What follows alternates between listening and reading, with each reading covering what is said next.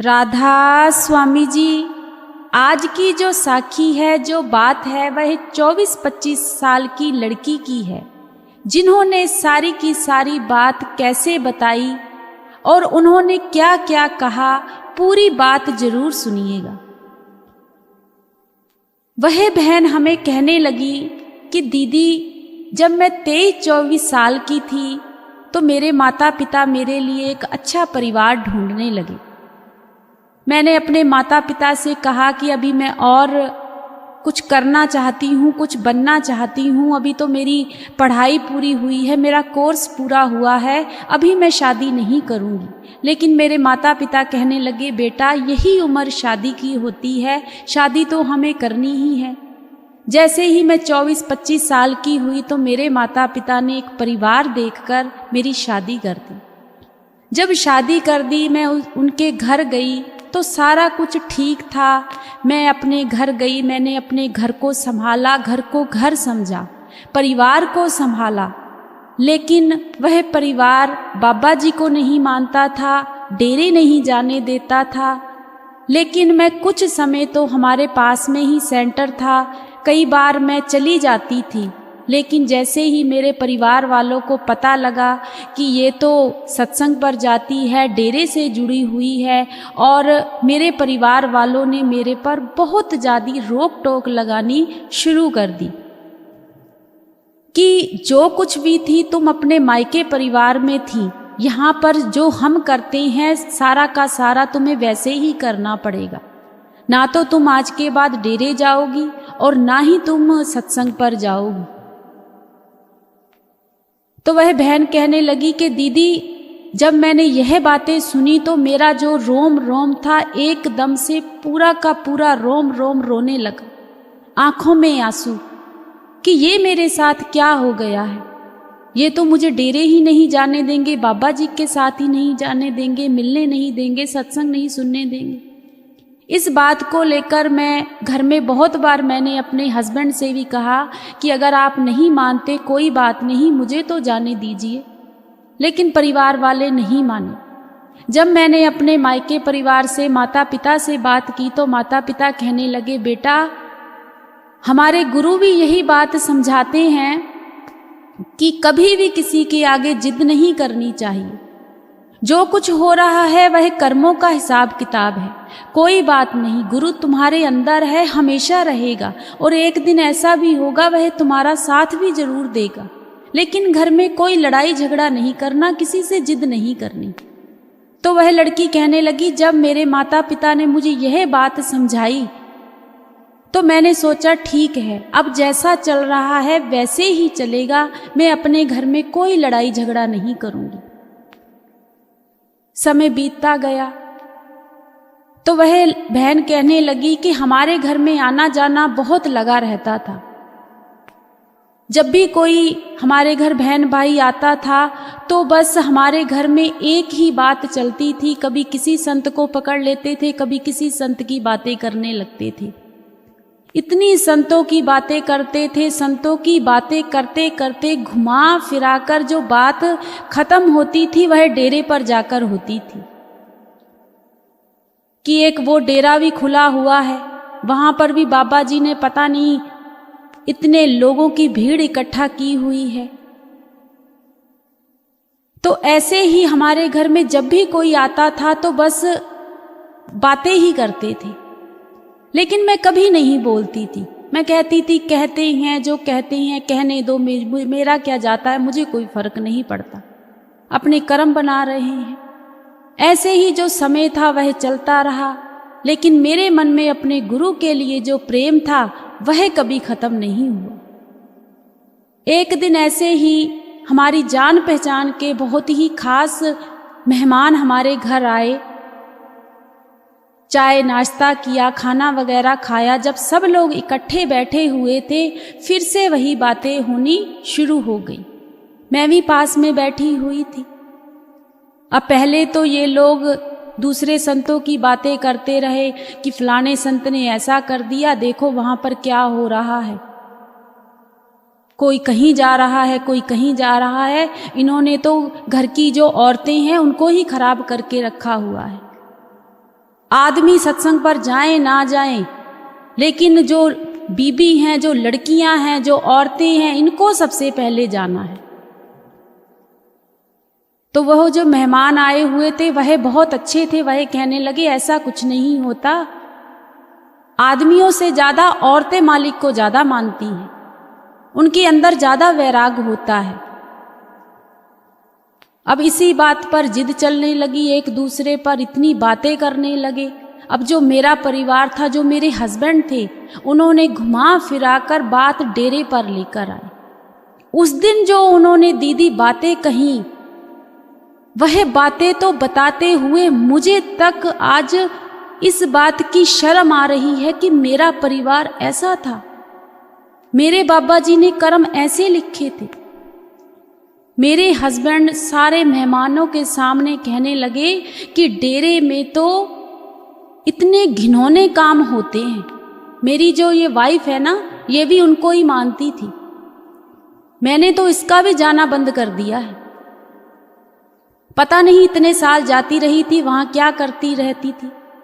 मैंने तो वहां पर भाई साहब जी सुना है कि फोन तक अंदर नहीं जाने देते, मीडिया वाले तक अंदर नहीं जाते, कोई बातचीत ही नहीं होती, अंदर क्या कुछ हो रहा है किसी को पता ही नहीं है। इतने गंदे काम होते हैं वहां पर। और सबसे ज्यादा मैंने देखा है औरतें ही होती हैं वहां पर, लड़कियां ही होती हैं, यही सब कुछ चलता है वहां पर। 23-23, 24-24 साल की इतनी लड़कियां होती हैं वहां पर। हमारे तो कई ऐसे रिश्तेदार हैं, हमने तो उनको भी मना किया है कि भाई अपने लड़कियों को डेरे मत पहुंचाया करो, ये सब डेरे ऐसे ही होते हैं। तो वह बहन कहने लगी दीदी जब मैंने यह बातें उनके मुंह से सुनी और भी इतनी गंदी गंदी बातें कही कि दीदी मैं आपको बता तो सकती हूं, लेकिन आप आगे इस बात को मत कहना। इतनी गलत बातें उन्होंने कही तो फिर मैं नहीं देख सकी। फिर मैंने कहा कि आज नहीं, आज तो मेरे गुरु पर इन्होंने इतना भद्दा इल्जाम लगा दिया है, इतना गलत इल्जाम लगा दिया है, आज जो होना है वह हो जाए, आज मैं नहीं चुप रहूंगी। तो वह बहन कहने लगी मैं बैठी हुई थी, जब तक तो मैं बातें सुनती रही, मेरी आंखों से आंसू आ गए। मुझे भी बहुत कुछ गलत बोले सभी के रिश्तेदारों के सामने। फिर मैं खड़ी हो गई, मैंने कहा कि आप इतने गलत इल्जाम लगा रहे हो, कभी आप देखने गए हो वहां पर? आपको कैसे पता है कि डेरे में यही सब कुछ होता है? तो आगे से मुझसे कहने लगे तुझे तो मैंने वैसे ही रख लिया है, तू तो खुद रखेल है। दीदी जब मुझे रखेल कहा ना, सच मानिए उस दिन मैंने सोचा इससे अच्छा तो मुझे अभी के अभी मौत आ जाए। हम लोगों के बीच बहुत लड़ाई हुई, बहुत ज्यादा, और मेरे हस्बैंड ने उस दिन मेरे ऊपर हाथ उठाया सभी रिश्तेदारों के सामने और मुझसे कहने लगे कि आज के बाद तू इस घर में नहीं रहेगी। धक्के मार के, मेरी 2 छोटी बच्चियां थी, मुझे धक्के मार के घर से निकाल दिया। जब धक्के मार के निकाला तो मैंने उनसे कहा जे तुमने बहुत अच्छा काम किया है, मुझे खुद इस घर में नहीं रहना। जो बात आज आपने कह दी है एक पवित्र आत्मा को, आपकी भी 2 बच्चियां हैं, कल को अगर इन्हें कोई कुछ कहेगा तो आप पर क्या बीतेगी। तो आगे से मुझे और बहुत ही भद्दा और गंदी बात बोले, जिसे मैं सच में बर्दाश्त नहीं कर पाई। तो मैं वहां से रोते हुए अपनी दोनों बच्चियों को लेकर अपने मायके पहुंच गई। जब मायके पहुंची, रोती हुई परिवार वालों को सारी बात बताई। परिवार वाले भी बहुत दुखी हुए। परिवार वाले कहने लगे कोई बात नहीं बेटा, हम बैठकर बात करते हैं। तो वह बहन कहने लगी ना, मैं कोई बात नहीं करूंगी, मुझे उस घर में जाना ही नहीं है माँ, जिस घर में मुझे रखेल का इल्जाम लगा हो, आप चाहते हो कि एक बेटी उस घर में जाए? बाबा जी को तो बातें करनी ही करनी थी, मुझ पर इतना गंदा इल्जाम लगाया सारे रिश्तेदारों के सामने। मैं उस घर में कभी नहीं जाऊंगी। मैं तो आपसे शुरू से कहती थी मेरी शादी मत करो, मैं इंडिपेंडेंट होना चाहती हूँ, अपने पैरों पर खड़ा होना चाहती हूँ। आप लोग ही नहीं मानते थे, या फिर पहले बात कर लेते कि मुझे डेरे जाने देंगे कि नहीं। वह बहन बहुत रोई। उसके बाद बहन कहने लगी कि ऐसे ही जो समय था, दिन थे, गुजर रहे थे, रोती थी, अपनी बच्चियों को देखती थी, बाबा जी के आगे अरदास करती थी कि बाबा जी ये दोनों बच्चियां भी आपने ही दी हैं, जो आज मेरे साथ हुआ है इनके साथ ना हो, इनका भविष्य आप बनाओगे। समय ऐसे ही बीतता गया। अभी 1-2 महीने ही उस बहन ने कहा कि मुझे मायके गए हुआ था कि बाबा जी का सत्संग था डेरे में। तो मैंने अपने माता पिता से कहा कि मैं ना डेरे जा रही हूँ, अगर तो आप लोगों को जाना है ठीक है, नहीं तो संगत जा रही है, मैं ना उनके साथ जा रही हूँ। तो वह बहन कहने लगी कि दीदी मैं ना अपनी एक बच्ची को लेकर डेरे चली गई और मैं परिवार वालों से कह के आई जब तक मेरे मन को शांति नहीं मिलेगी मैं वहाँ सेवा करूँगी, वहीं रहूँ। उसके बाद वह बहन कहने लगी कि मैं अपनी एक बच्ची को लेकर डेरे चली गई। जब मैं डेरे गई वहाँ पर जाकर मुझे वही बातें याद आई जा रही थी जो मेरे पति ने, जो मेरे हस्बैंड ने मुझसे कही थी। अपने मन को बहुत समझाया, रोई, लेकिन सेवा पर जाती थी। मैं रोड़ी की सेवा करने लगी, जो भी बर्तनों की सेवा थोड़ी बहुत मिलती थी वो करती थी। बाबा जी का सत्संग था। जिस दिन बाबा जी का सत्संग था तो मैं सत्संग सुनकर मेरा उस दिन मन बड़ा उदास, बड़ा रोई कि बाबा जी ये मेरे साथ क्या हो गया है। आपको प्यार करने का मुझे इतना बड़ा इल्जाम मिला है, आप पर इतने गंदे इल्जाम लोग लगाते हैं। क्या कभी उन्होंने यहाँ आकर देखा है कि यहाँ क्या है क्या नहीं। जब सत्संग समाप्त हुआ तो वह कहने लगी बहन की दीदी मैं बाहर आई, भीड़ बहुत थी, तो मैंने सोचा मैं ना गुब्बारे के नीचे ही बैठ जाती हूँ थोड़ा टाइम। तो वह बहन कहने लगी कि मैं गुब्बारे के नीचे अपनी बेटी को लेकर बैठ गई। वहाँ पर 4-5 लोग बैठे हुए थे, एक बुजुर्ग थे, उनकी वाइफ थी और 2-3 लोग थे। वो ना बाबा जी की बातें कर रहे थे, बहुत ही प्यारी प्यारी बातें कर रहे थे। तो जब वह लोग बातें कर रहे थे तो उनकी बातें सुनकर मेरी आंखों में सिर्फ और सिर्फ आंसू थे। जब मैं रोई जा रही थी तो वह जो बुजुर्ग थे वह कहने लगे बेटा क्या बात है, क्यों रो रही हो, कोई परेशानी है, किसके साथ आई हो। तो वह लड़की कहने लगी, वह बहन कहने लगी कि अंकल जी अकेली आई हूँ ही अकेली, अब कोई नहीं है मेरा। तो वह बुजुर्ग कहने लगे सब कुछ ठीक तो है, ससुराल वाले पति सब ठीक है ना। तो वह बहन कहने लगी मैंने कहा कि सब ठीक है अंकल जी, मेरे ही कर्मों का कोई हिसाब किताब है। तो वह बहन कहने लगी मेरा रोना ही बंद नहीं हो रहा था। तो अंकल जी के साथ जो उनकी वाइफ थी वह कहने लगी बेटा बताओ तो सही क्या हुआ है, इतना क्यों रो रही हो, छोटी सी तुम्हारी बच्ची है, इसे देखो, क्या कोई परेशानी है तो हमें बताओ। तो वह बहन कहने लगी कि मैंने सारी बात उनको बताई कि मेरे साथ ऐसे ऐसे हुआ, बाबा जी को गलत बोले, सब कुछ मैंने बताया। तो वह बहन कहने लगी दीदी जब मैंने उनको सारी बात बताई तो वह बुजुर्ग ने बात सुनकर बुजुर्ग का भी मन बहुत उदास हुआ। तो बुजुर्ग कहने लगे कि देखना बेटा एक दिन इस चीज का न्याय जरूर होगा। तुम भी मालिक के घर बैठी हो, मैं भी मालिक के घर बैठा हूं, आने वाले समय में ये लोग तुम्हारे आगे गिड़गिड़ाएंगे, तुमसे माफी मांगेंगे, फिर तुम्हें जो अच्छा लगेगा वह तुम्हारी मर्जी है। लेकिन आने वाला भविष्य तुम्हारा देखना बहुत अच्छा हो। ये मैं नहीं कह रहा, ये मालिक कह रहा। तो वह बहन कहने लगी, जब मैंने बुजुर्ग की यह बात सुनी तो मैंने एक ही बात कहा कि अंकल जी, मेरा आने वाला भविष्य क्या होगा? घर से मुझे निकाल दिया है, 2 मेरी बच्चियां हैं। जैसा मेरा भविष्य है कहीं ऐसा ही इनका ना बन जाए। तो अंकल जी कहने लगे, नहीं बेटा, देखना आने वाला समय जब तुम्हें आएगा तभी पता लगेगा। बस उस गुरु के आगे अरदास करके जाओ।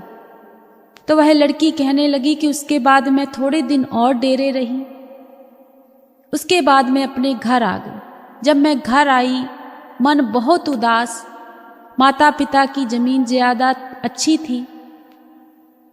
तो माता पिता कहने लगे, बेटा तुम्हें चिंता करने की क्या बात है? सब कुछ तो मालिक ने दिया हुआ है। तुम्हारी 2 बच्चियां हैं, हम उनका भी भविष्य बनाएंगे।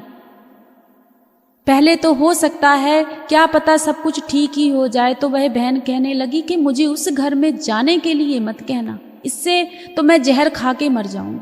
लेकिन मैं मरूंगी नहीं, क्योंकि मेरी 2 बच्चियां हैं। लेकिन अगर आपने जिद की कि उस घर में जाओ, मैं नहीं जाऊंगी।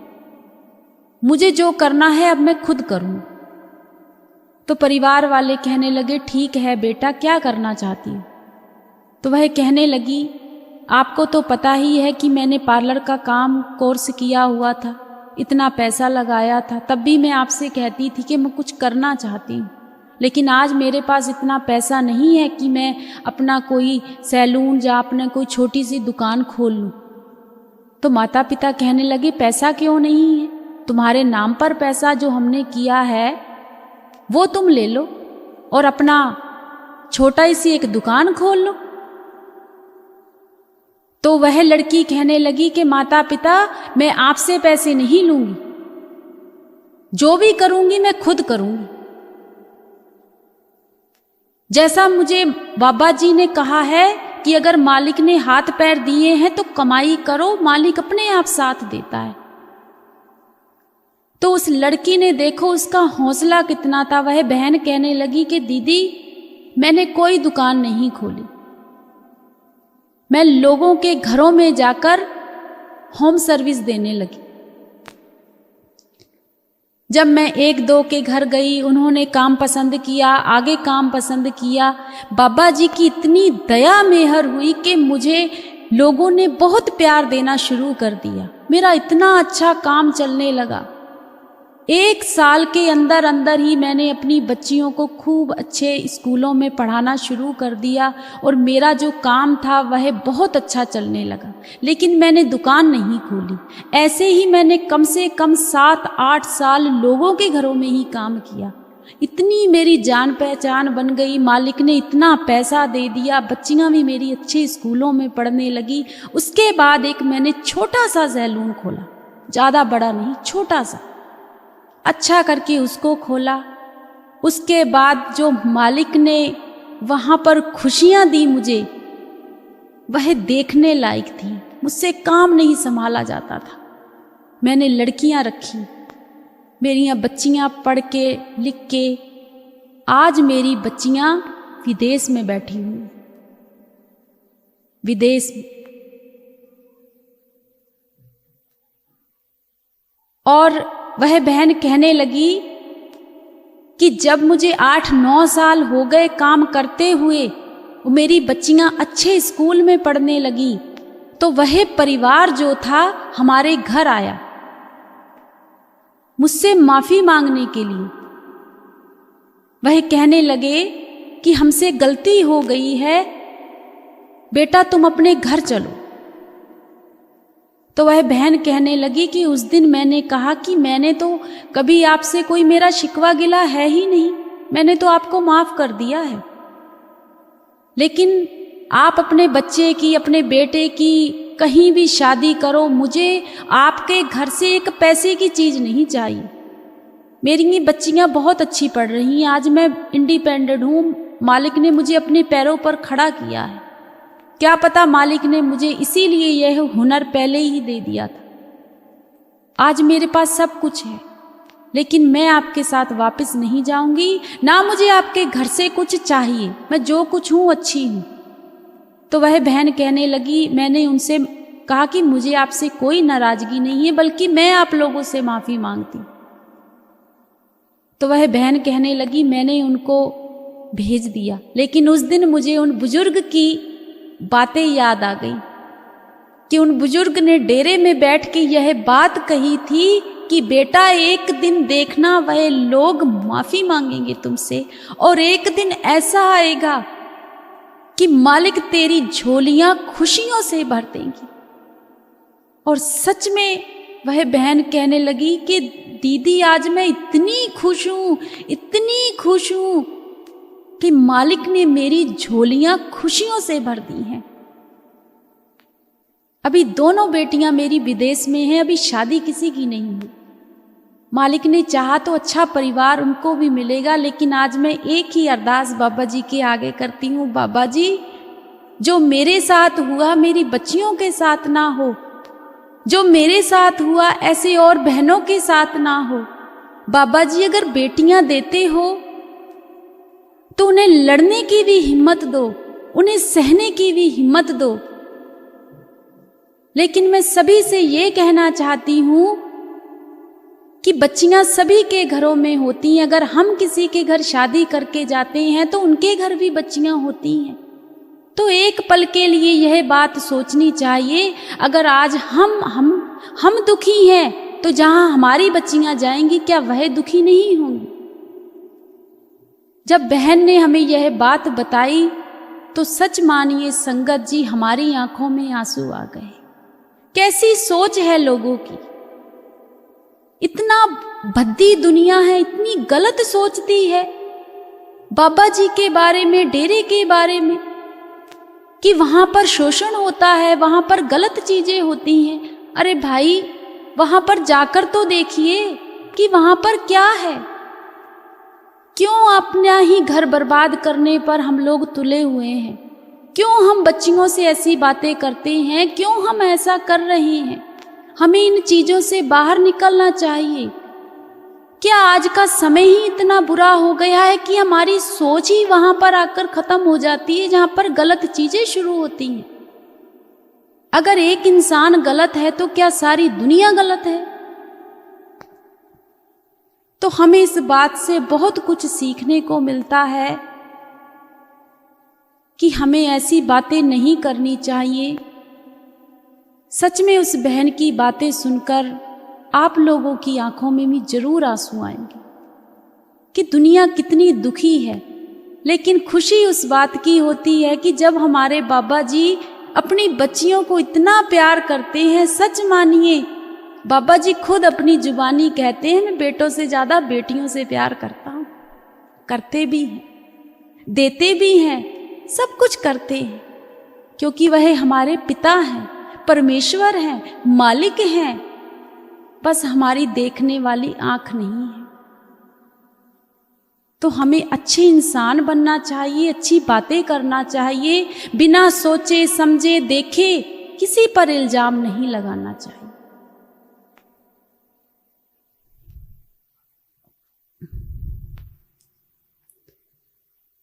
मेरे सोने गुरु, मेरे प्यारे गुरु, जद मैं आवा जी नहीं करदा मैं वापस जावा। मेरे सोने गुरु, मेरे प्यारे गुरु, जद मैं आवा जी नहीं करदा मैं वापस जावा। मेरे हाथां नूं लाईया मेहंदी,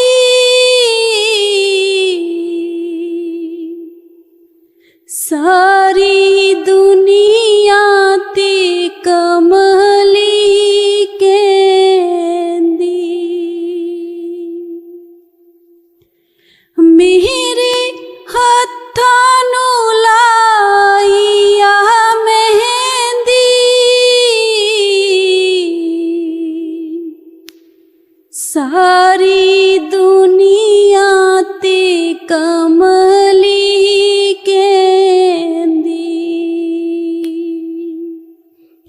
मेरी सोनी गुरु, मेरी प्यारी गुरु, जद मैं आवा